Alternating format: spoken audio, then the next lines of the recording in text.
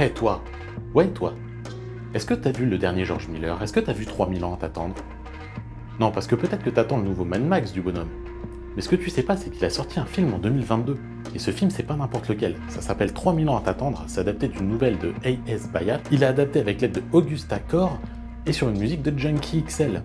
Et alors de George Miller, on connaît surtout Mad Max évidemment. Mais il a pas fait que ça, hein. Il a fait d'autres trucs à côté, des trucs vachement cool comme Happy Feet par exemple. Et donc là, il sort 3000 ans à t'attendre. Un film dans lequel Tilda Swinton incarne une femme qui s'appelle Alitea, une femme qui est une narratologue, spécialiste de la narration dans les livres et dans les films donc, et qui connaît toutes les histoires notamment sur les djinns.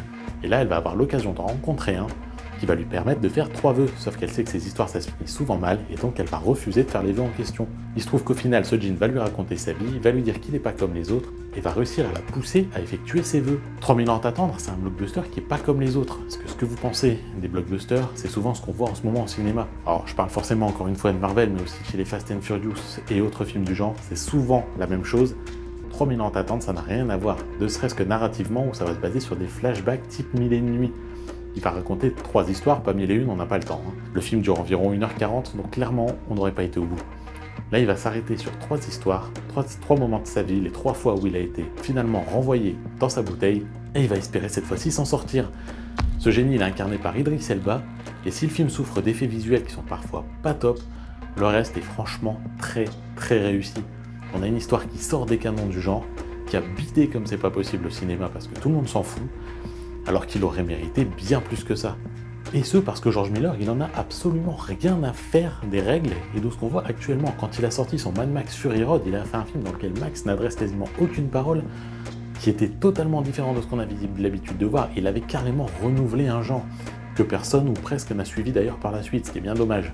Ici, il va faire plus ou moins la même chose, c'est-à-dire il dresse une superbe esthétique, il dresse une belle histoire, il dirige un casting de gens talentueux au sein d'un film qui aura totalement échoué au cinéma. Aujourd'hui, vous avez l'occasion de le voir dans d'autres versions, en VOD par exemple. Alors jetez-vous dessus, 3000 ans à t'attendre, c'est génial.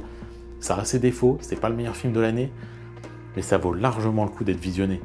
Regardez donc 3000 ans à t'attendre. Et ne mettez pas 3000 ans à le regarder, sinon vous allez finir tout vieux, tout flétri, et vous verrez rien au final. Et si vous l'avez déjà vu, laissez votre avis et poussez les gens à aller le voir si possible. Bonne journée à tous et à toutes. Une question. Que peut-on faire avec 3 vœux? Vous verrez.